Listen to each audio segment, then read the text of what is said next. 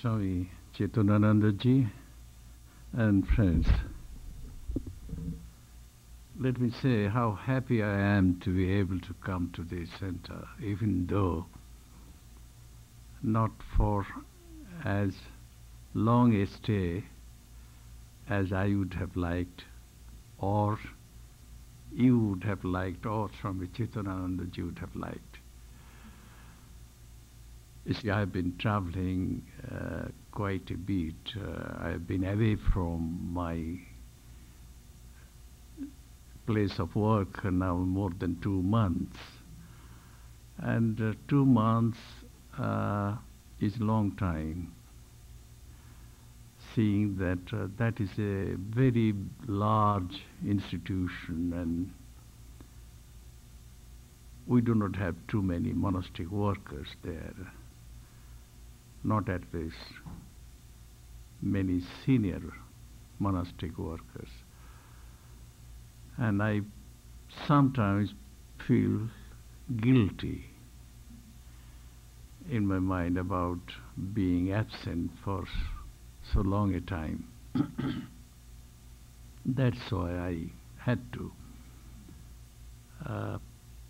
schedule my tour in a way that I would be everywhere, I mean in every center of our mission in the United States of America, but only briefly. Now to come to my personal reminiscences of those great souls, I mean the disciples of Sri Ramakrishna. It has been my privilege to meet some of them, live with them, and also serve them. You know, when I was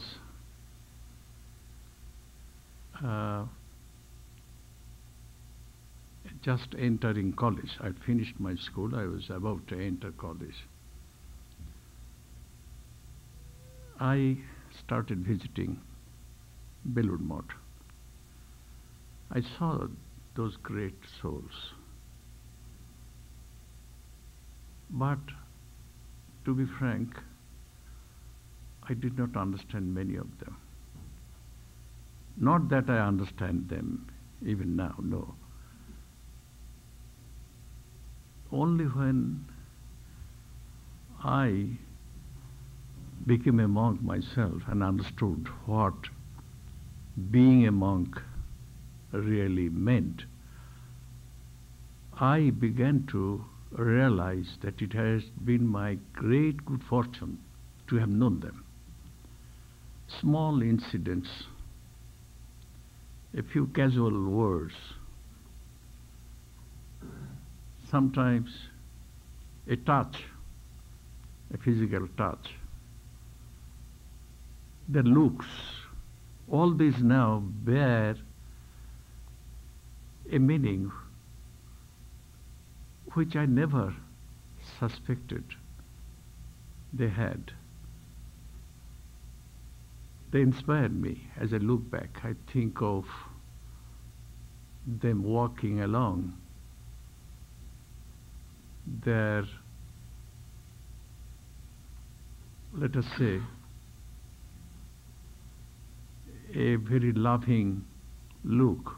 Sometimes, you know, a man's looks tell more than what he may actually say. He looks at you, you know at once. There is love and affection behind the looks. Maybe he's not saying anything. The look is more eloquent than anything that he might have said in words. So that is what happened. I'm reminded of a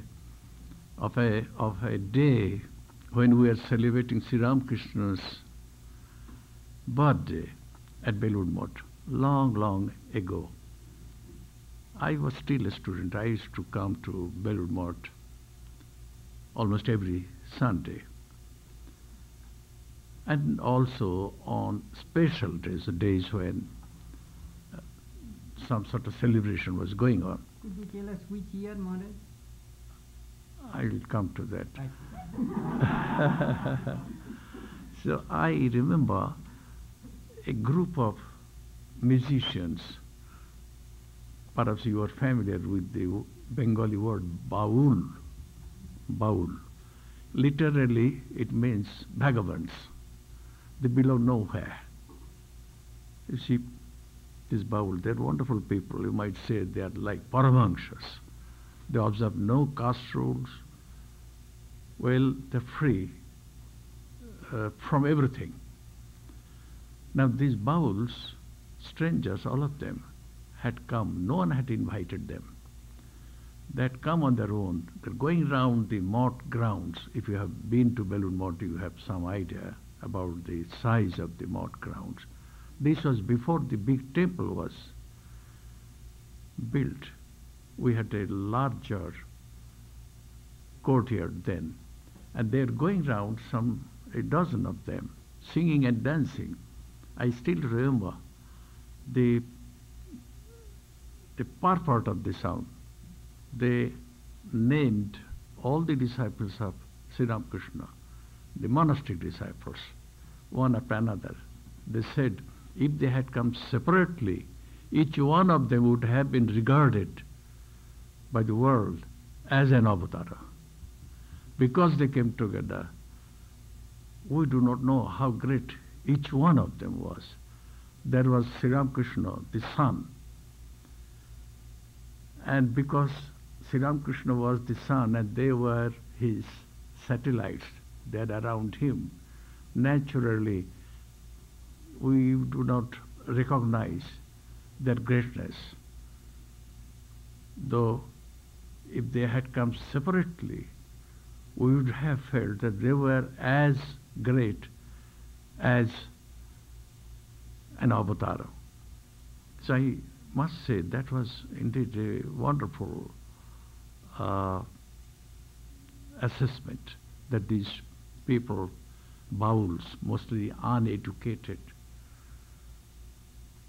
were made about the greatness of the titled disciples of Sri Ramakrishna.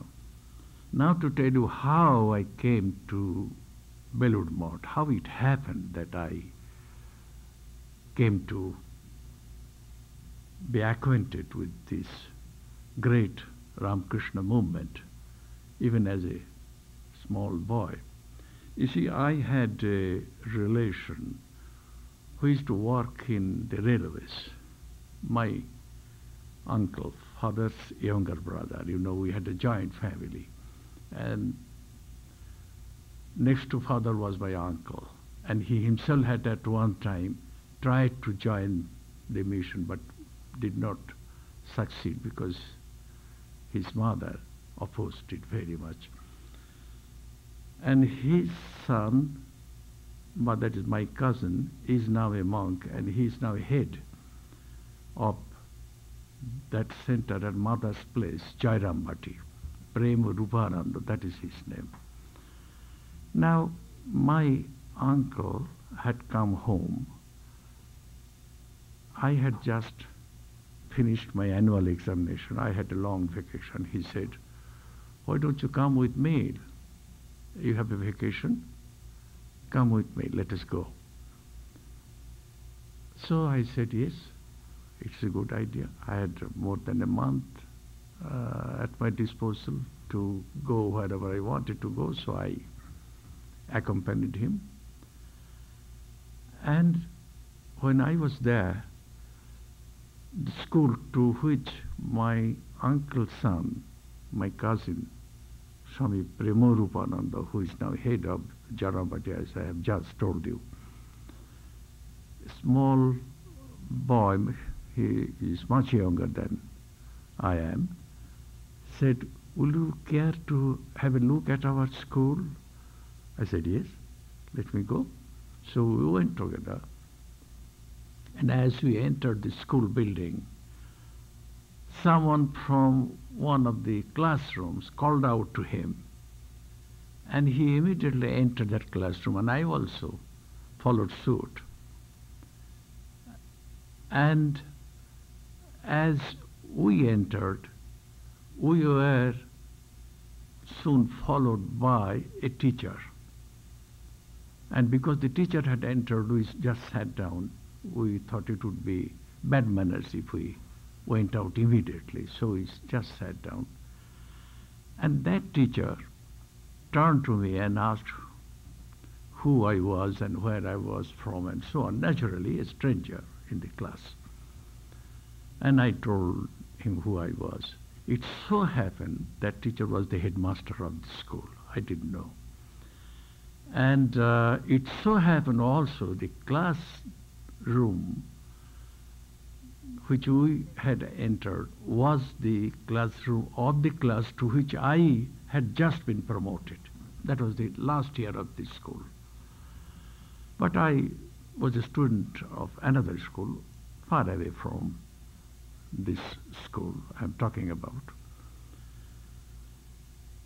And I liked the headmaster very much, very much.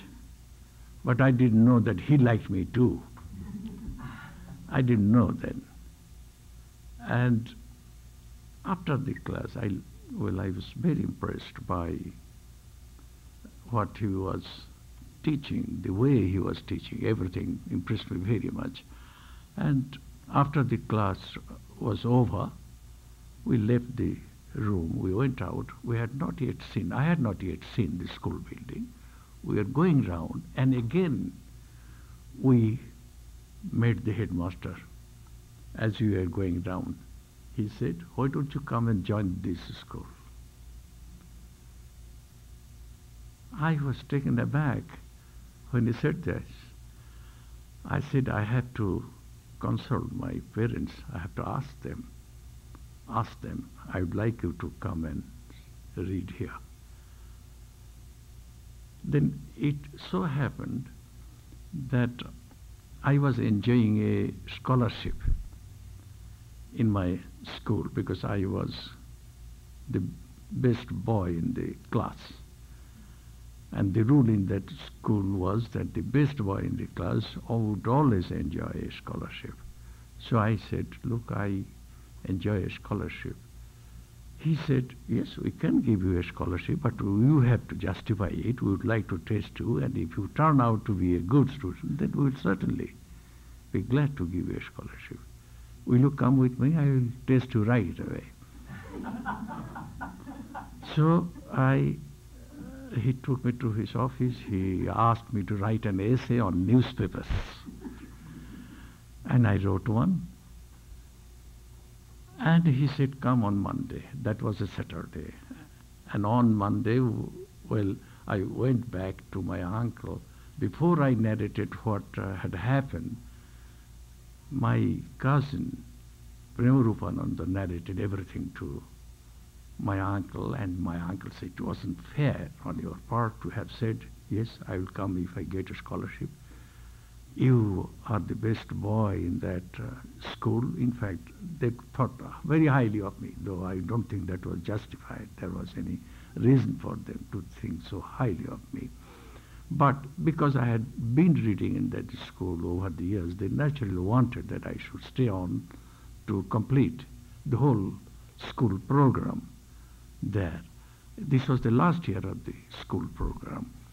And my uncle said, "You should not have made any promise." I said, "What is the harm? This is a good school too, and I like the headmaster very much." So I went back to school on Monday, and the headmaster said, "We will grant you a scholarship, but come and start attending classes right away."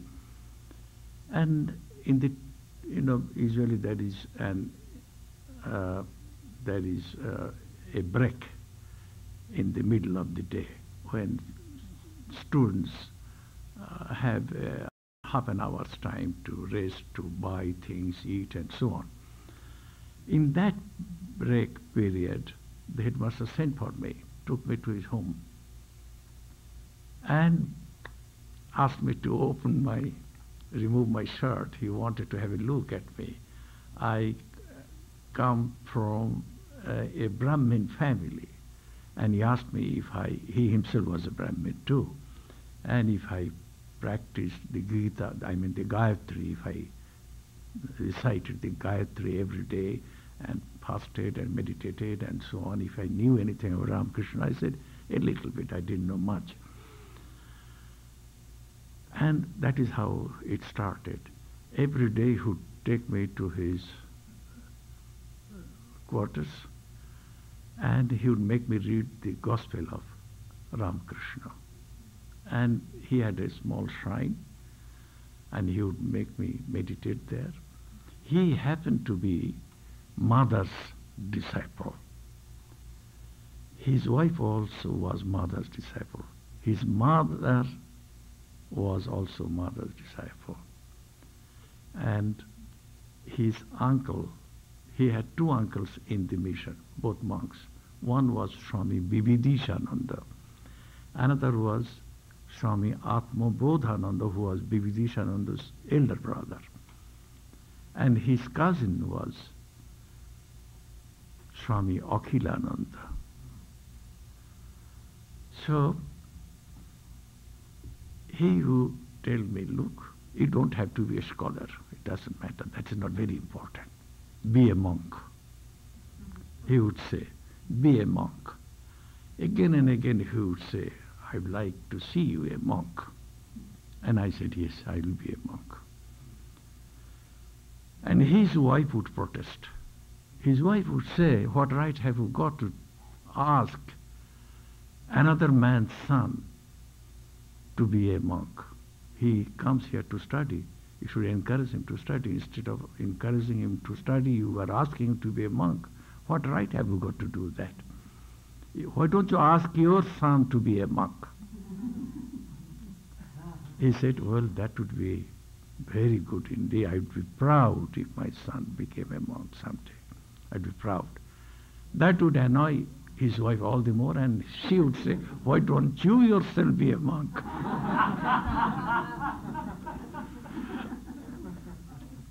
And he would say, oh, how I wish I could do that. So that is how, he began to inspire me. He asked me once, can you meditate the whole night without sleeping?